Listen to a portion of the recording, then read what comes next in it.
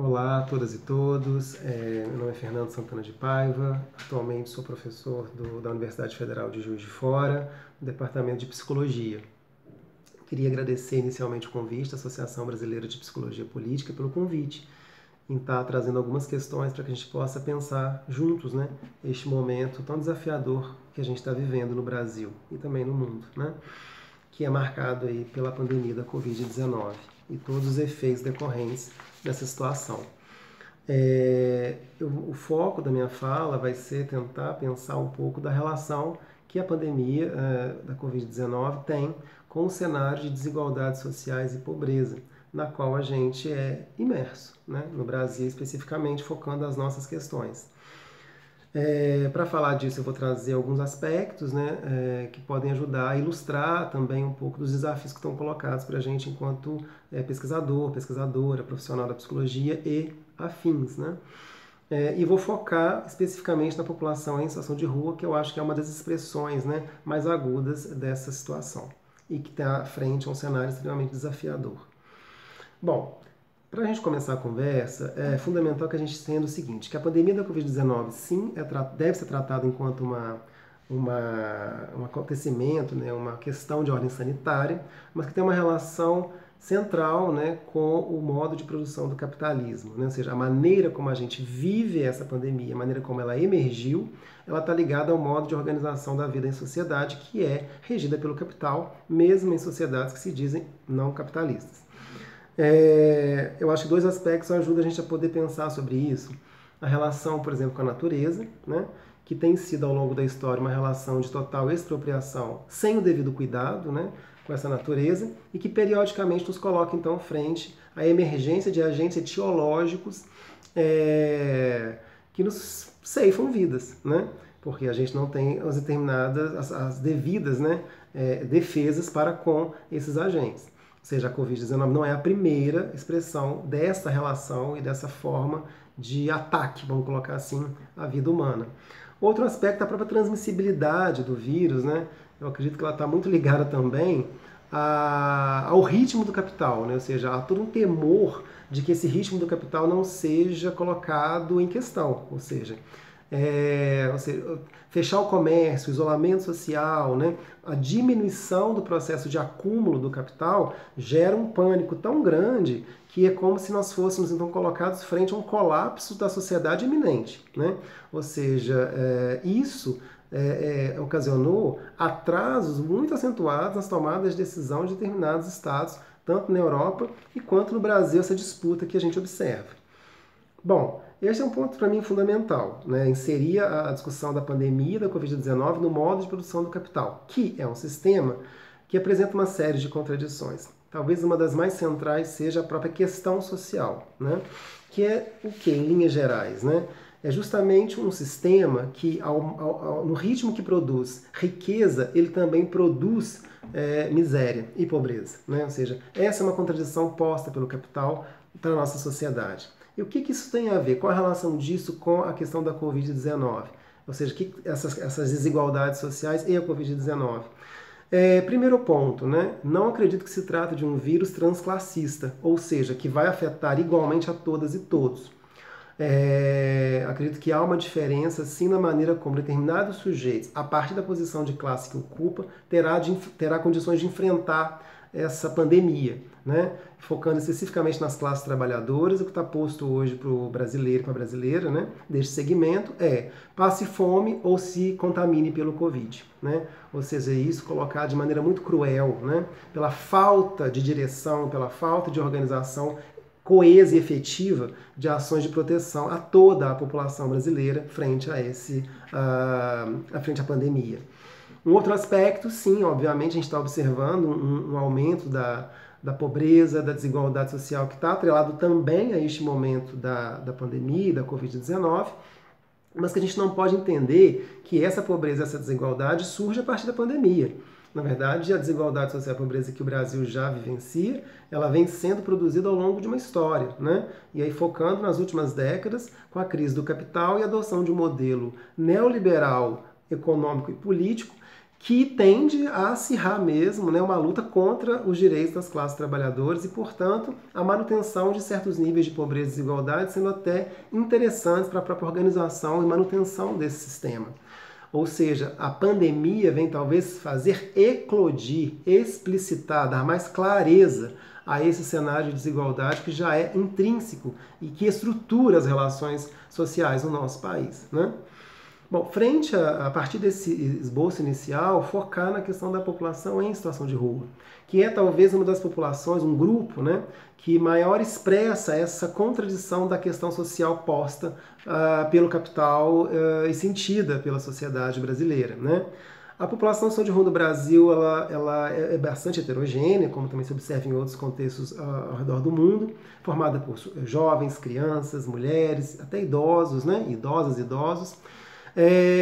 Algumas estimativas giram em torno de 100 mil a mais um pouco, não há tanta clareza sobre esse número, né? E que podemos observar a partir do momento que vivemos, às vezes, uma acentuação nessa população, que já estava sendo observada anteriormente à pandemia, né? Bom, o contexto, então, dessa população, como eu coloquei, ele é desafiador, né? Ou seja, é bem diverso, bem desafiador. Mas, alguns aspectos que podem ser fundamentais para a gente avançar no acúmulo dessa reflexão. Primeiro, é um público que já apresenta, em geral, uma comorbidade. Ou seja, apresenta algumas morbidades, algumas patologias que os colocam, portanto, mais vulnerabilizados frente à contaminação eventual desse vírus, né? Isso é muito sério, tá? Pensando em termos de ações e atividades e intervenções. Historicamente é um público que foi apresentando muita dificuldade de acessar determinadas políticas públicas, né? Na área da saúde, na assistência, saúde mental, na área de drogas, né? Mesmo que a gente observe ao longo dos últimos anos muito esforço, tá? Às vezes de ações muito locais, de tentar desenvolver políticas mais voltadas à essa população sob as mais variadas perspectivas, tá? Obviamente que a gente tem que entender que as políticas públicas no Brasil, nas últimas décadas e pensando aí nos últimos anos, vêm sendo gradativamente precarizadas, né? Elas são tomadas enquanto um gasto a ser contingenciado e não quanto algo a ser de alguma forma ofertado de maneira exitosa, né? E para a população em geral. E a população em situação de rua sofre ainda mais essa precarização. Importante a gente ter isso em mente, né?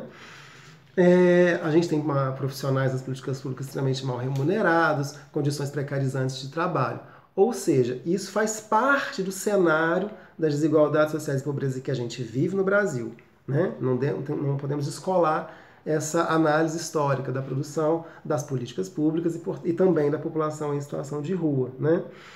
Mas voltar para a questão da Covid e a população em situação de rua nos coloca alguns elementos para a gente poder pensar, né, nos desafios que estão postos. Por exemplo, a questão da prevenção. É um discurso de se alimente bem, use máscara, durma bem. Isso é importante? Claro que é importante.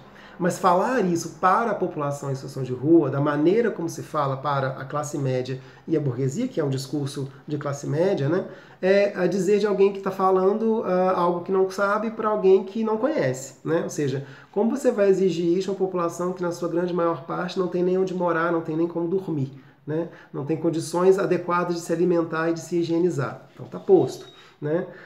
Evitar aglomeração. Evitar aglomeração é um desafio muito grande, porque muitas vezes estar em coletividade é uma forma de proteção que a população em situação de rua adota, principalmente frente a violências que são impetradas até mesmo pelos agentes estatais, como os atores da segurança pública, né? Portanto, frente a esse cenário, a gente tem alguns desafios mais sensíveis com relação à população em situação de rua, né? O que eu temo, né? Frente a essa situação, algumas iniciativas têm sido tomadas. Qual é o cuidado que eu acho que a gente tem que ter? Essa população, então, pode ser vista, né? pode ser identificada como aquela que vai potencialmente ser maior transmissora do vírus, né? Uma vez que ela está em condições que a impedem ou a dificultam de se proteger. Isso pode aumentar relações já violentas que existem com relação a essa população, como o estigma, o preconceito, né, o rechaço a essa população. Isso é muito sério tendo em vista todos os efeitos que isso provoca essa população. Por outro lado, isso pode também evocar ações extremamente repressoras e higienistas por parte do poder público que já se observaram em anos anteriores, né? Ou seja, uma truculência que é quase naturalizada e costumeira frente a essa população, tá? Bom, isso são alguns pontos, né? Que eu acho que mais vão dando elementos para a gente poder pensar, tomando a ilustração da população em situação de rua, como que a desigualdade social e a pobreza são fundamentais para a gente entender o comportamento social desse vírus, né? E um comportamento político desse vírus no nosso contexto, tá? Bom, alguns efeitos são fundamentais, né, dessa situação e que a gente pode começar a pensar em algumas estratégias de encaminhamento, né, que eu acho que é para a gente poder refletir. Bom, indubitavelmente, a gente tem que pensar, no caso, para pensar, enfrentar, né, esse cenário no fortalecimento de ações coletivas. As políticas públicas são fundamentais, né? Elas não resolvem tudo, elas não têm capacidade de superar o que está posto, mas elas, fragilizadas, elas tendem a deixar mais vulnerabilizados ainda pessoas como aquelas que estão em situação de rua, né? E, claro, volta a salientar que é uma grande disputa do ideário político, ou seja, que vem ao longo do tempo jogando para a sociedade a ideia de que a política pública não tem que ser para todos, mas apenas para alguns que dela necessitarem, né? É uma privatização da coisa política, tá? Mas elas são fundamentais, né? Então elas têm que estar na agenda do nosso trabalho e é onde nós, da psicologia, estamos muito inseridos e muito imersos, né? E penso hoje ainda fragilizados, enquanto trabalhadores e trabalhadoras das políticas públicas, neste cenário, né, colocado, tá? Eu acho que a gente tem que estar atento também como contribuir com esses profissionais que estão na linha de frente, né, dessas atuações que estão postas hoje, tá? E, sobretudo, né, analisar a questão da pandemia dentro dessa ótica histórica e compreensiva, né, e aqui a gente está tomando a questão da população de rua enquanto uma expressão cruel, né, de como que a desigualdade social ela pode agudizar a experiência da pandemia, é que a gente possa, de fato e efetivamente, entender que precisamos superar essa condição. Ou seja, que, por exemplo, falar em população em situação de rua seja algo a ser superado. Né? Falar sobre desigualdade social e pobreza seja algo que possa estar no horizonte de superação. E para isso eu acho que o papel da ciência, uma ciência que se queira realmente crítica e não apenas descritiva da realidade, tem um papel muito importante. Né? Não sozinha, não isolada, mas se associando a movimentos sociais, a outros atores coletivos que tenham também esse mesmo ideal, esse mesmo princípio que é a superação desse modo de produção da vida, que é o capital, que está aí, né, na base da produção dessas desigualdades sociais, dessas mazelas sociais e inclusive dessa catástrofe de saúde pública que está se colocando para o Brasil e para o restante do mundo. Né? Eu acredito que a psicologia política, na sua vertente crítica, tem elementos muito importantes para contribuir nesse debate, trazendo questões de ordem afetiva, ideológicas, políticas, psicossociais, que entrelaçam todo esse fenômeno que eu estou tentando sinteticamente trazer para algumas reflexões. Né? Então eu convido a todas e todos, né, da psicologia em geral, que possam, né, se aproximar, se aglutinar em torno desse debate que a psicologia política tem a oferecer e que a gente possa fortalecer projetos ético-políticos a partir do campo profissional e do campo científico que realmente contribuam para a construção e edificação de uma outra sociabilidade e que a gente possa desenvolver agora, emergencialmente, ações que possam entender essas diferenças, né, que perpassam a experiência da Covid-19 no nosso país. É isso, muito obrigado. Espero que a gente continue acumulando o debate e acumulando novas reflexões. Um forte abraço.